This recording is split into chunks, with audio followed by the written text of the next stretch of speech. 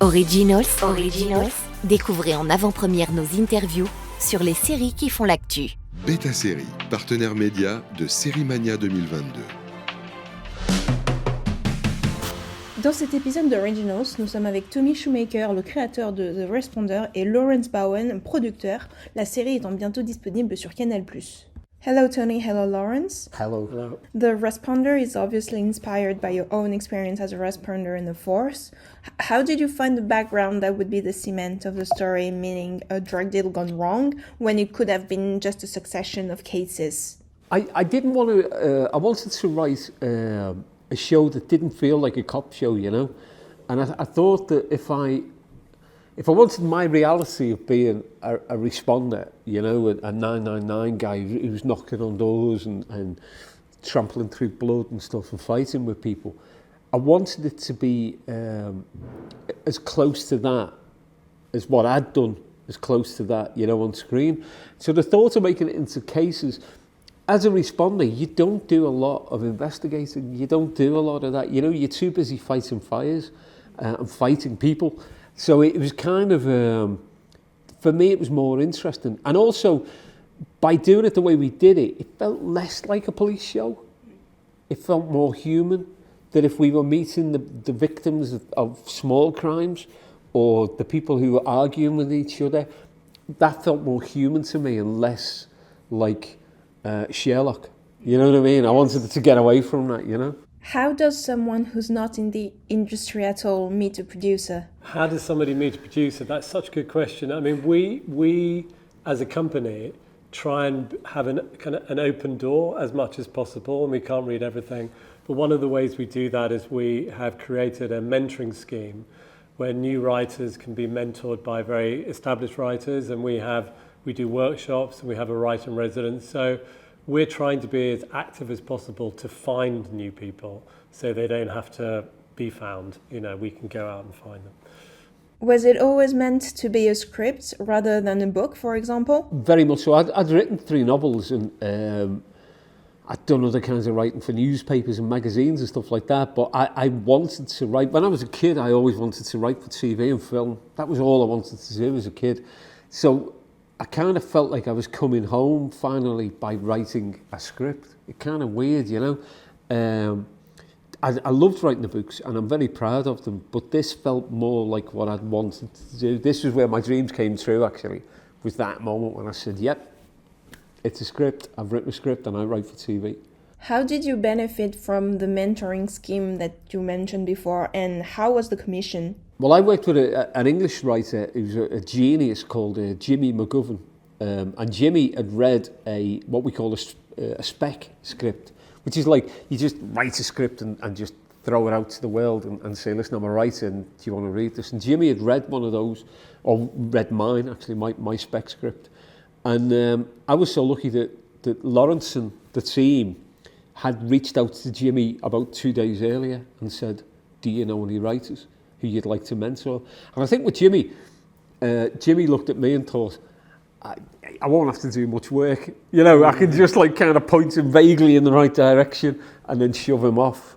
And that was what we did. Off we went, you know. And the commission part? The commission was kind of exciting, wasn't it? In that it was an old school pitch, you know, which it tends to be more how it works in America, where myself and Tony and Martin Freeman and my fellow producer, Chris Carey, all hired a taxi for the day, and then we just pitched and went to the BBC, and then they'd read the script, and then we talked them through the series. And Tony is so funny while he's talking about some of the stories. So as you can see in the series, although there is obviously a very dark side and an emotional side, there's always a sense of humour. So he's wonderful to go pitching with, because essentially you can sort of relax, and then Tony tell that story about the time where that dead person's on the, you know, and so it was a very good hour with the BBC's head of drama. Aside from that, though, it really helped that we had Martin Freeman sitting in between us, you know, and that opened a lot of doors, you know, having Martin so invested and so excited about a project, you know. When did he become attached to a project? Well, interestingly, it was just one of those great moments of chance. You know, we were very fortunate because Tony, when he was writing the screenplay, had imagined that it would be brilliant if Martin could play the central character, really based a little on some of Martin's other performances like Fargo. And so I had a development deal. We worked with Martin because we made a film with him about 5 years ago called The Eichmann Show, and I'd worked with him before that. And so Tony rewrote the script with the mentor, Jimmy, sent it to us. We read it and sent it to Martin, and Martin said yes in a day.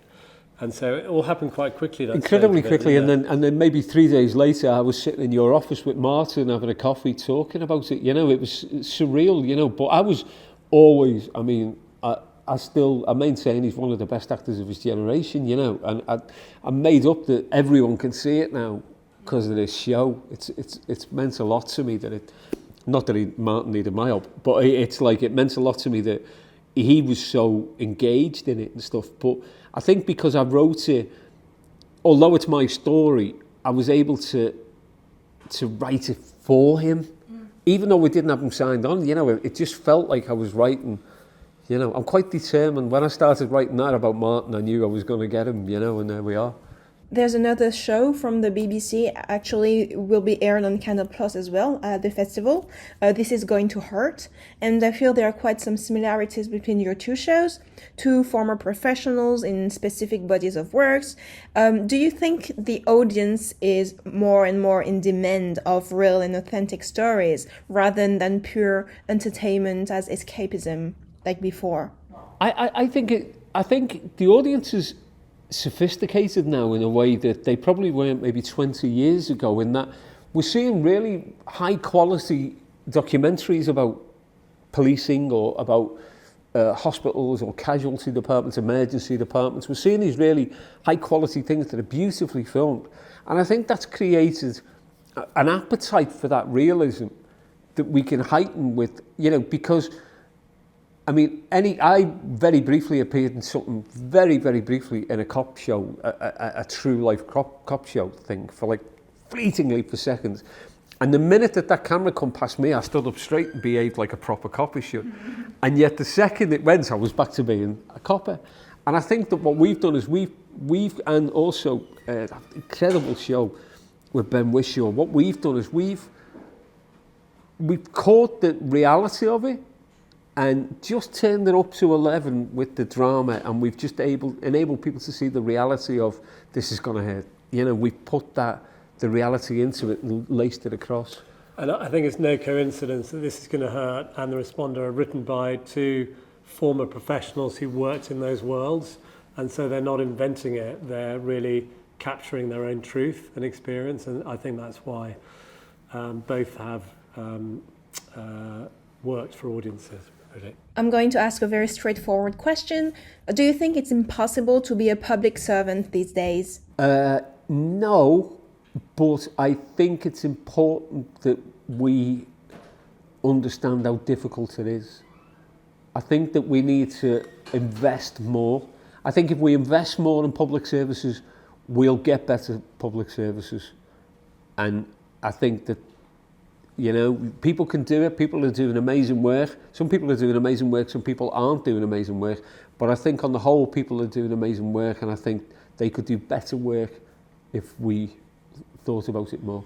And also I'd add that the infrastructure of public service has been really reduced radically in the last sort of 20 or 30 years in terms of funding, but also the number of people. And so whereas before there would have been youth clubs, youth workers, mental health workers, all kinds of structures for mental health, those have a lot of those have gone, and it's left hospitals and the police as a kind of front line for work that in the past they probably didn't have to do in the same ways. Would that be fair? Yeah, definitely. Yeah. I think there's also a weird thing about like we need to bring people closer together. When I was a kid, cops used to live in the street next to me, you know, and I lived in a rough area. Cops used to live close to me. And they knew me, and I knew them, and I knew their kids, and I kind of think that there's a gulf now, there's a distance between communities, be they cops or the public, and I think that we need to figure that out. You know, we've got to bring people a little bit closer. There are some very powerful lines in the show, but Carson's character is repeating one along the lines, I don't remember the last time I did something good. Yeah. So do you feel more useful as a writer or as a copper? If you saw me as a cop, you would say yes. No, I do. I feel that I did some great things as a cop. I got lucky and did good things as a cop for people. I also felt that I failed people. Do I feel more valuable? Probably not, really. I think that, but I have more fun as a writer, but I don't know if I'm more valuable. I'm not more valuable. And finally, what's the last show you've binged? Oh, such a good question. The last show if you can remember the answer, then you should go first. I've binged all 3 series of Deutschland. Because we did a thing the other week with the writer, and I'd watched 83, but I hadn't watched the others. 86, yeah. So 86, sorry, and I've watched them all the way through, and just superb stuff. And I sort of watched them simultaneously. This Is Gonna Hurt, As It Happens. Of course, yeah. And Mood, which is a new series on BBC Three. Originals. Découvrez en avant-première nos interviews sur les séries qui font l'actu. BetaSeries, partenaire média de Séries Mania 2022.